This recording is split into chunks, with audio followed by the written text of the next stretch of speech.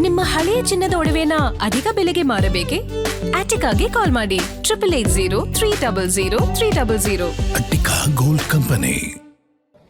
ಗಾನ ಕೋಗಿಲೆ ಎಸ್ ಜಾನಕಿಯವರು ದೈವದೀನರಾಗಿದ್ದಾರೆ. ಸದ್ಯ ಅವರನ್ನ ಸ್ಮರಿಸ್ತಾ ಪ್ರತಿ ಕಲಾವಿದರು ಇರಬಹುದು ಸಂತಾಪವನ್ನ ಸೂಚಿಸುತ್ತಿದ್ದಾರೆ. ಆದರೆ ಇವತ್ತು ಅವರ ಅಂತಿಮ ದರ್ಶನಕ್ಕೆ ಸುನಿತಾ ಅವರು ಆಗಮಿಸಿದ್ದಾರೆ. ಗಾಯಕಿ ಸುನಿತಾ ಅವರು ಇದ್ದಾರೆ, ಅವ್ರನ್ನೇ ಮಾತಾಡಿಸ್ತಾ ಹೋಗ್ತೀನಿ.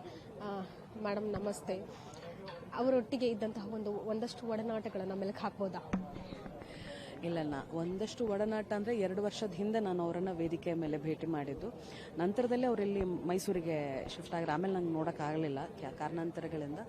2 ವರ್ಷದ ಹಿಂದೆ ಒಂದು ಕಾರ್ಯಕ್ರಮದಲ್ಲಿ ಅವರದ್ದೇ ಹಾಡುಗಳನ್ನು ಅವ್ರ ಮುಂದೆ ಕೂತ್ಕೊಂಡು ಹಾಡಿದ್ದೆ ನಾನು. ಸೊ ಕಾರ್ಯಕ್ರಮ ಮುಗಿದಾಗ ಕೊನೆಗೆ ಬಂದು ಬಹಳ ಅದ್ಭುತವಾಗಿ ಹಾಡಿದೆ. ನನಗೆಲ್ಲ ನೀನು ಹಾಡಿದ ಹಾಡುಗಳೆಲ್ಲ ನನಗೆ ರೀಕಾಲ್ ಆಗ್ತಾ ಇತ್ತು ಅಂತೆಲ್ಲ ಹೇಳಿದ್ರು. ಏನ್ ಹೇಳಿದ್ರು ಅಂದ್ರೆ, ನೀವು ಅವರ ಹಾಡುಗಳನ್ನ ಹಾಡಿದಾಗ ಅವ್ರಿಗಾಗುವಂತಹ ಖುಷಿನೇ ಬೇರೆ ಇರುತ್ತೆ.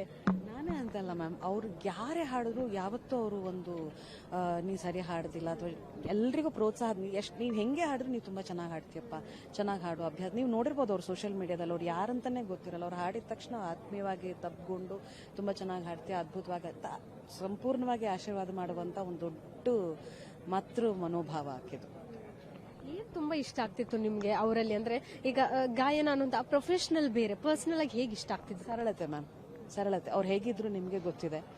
ಬಿಳಿ ಸೀರೆ ಯಾವತ್ತು ನನಗೆ ಬುದ್ಧಿ ಬಂದಾಗ, ನಾನು 3-4 ವರ್ಷದಿಂದ ಹಾಡಕ್ಕೆ ಶುರು ಮಾಡಿದೆ, ಅವತ್ತಿಂದನೂ ನಾನು ಅವ್ರನ್ನ ನೋಡ್ತಾ ಇದ್ದೀನಿ.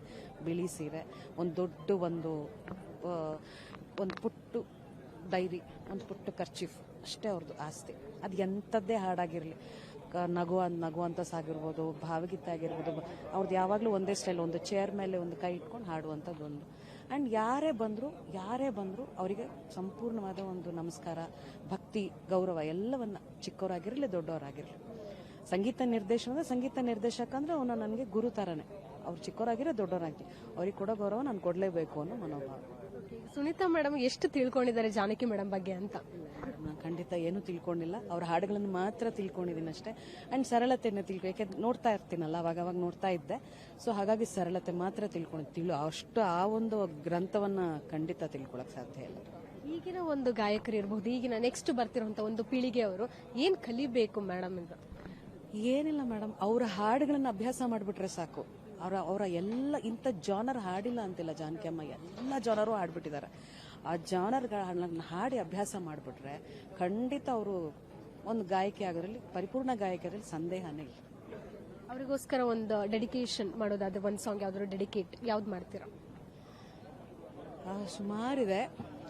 ನನಗೆ ಬಹಳ ಆಪ್ತ ಜಯ ಗೌರಿ ಜಗದೀಶ್ವರಿ ಆವುದೆನ್ನ ಕಲಾಸಾಗರಿ, ಜಯ ಗೌರಿ ಜಗದೀಶ್ವರಿ.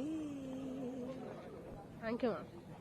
ಇದಿಷ್ಟು ಗಾಯಕಿ ಸುನಿತಾ ಅವರ ಮಾತಾಗಿತ್ತು. ಕ್ಯಾಮರಾ ಪರ್ಸನ್ ಅಜಯ್ ಜೊತೆಗೆ ಕೀರ್ತಿ ಪಾಟೀಲ್, ಗ್ಯಾಚ್ ಟಿಪ್ಸ್. ಗ್ಯಾರಂಟಿ ನ್ಯೂಸ್, ಸುದ್ದಿ ಖಚಿತ, ನ್ಯಾಯ ನಿಶ್ಚಿತ.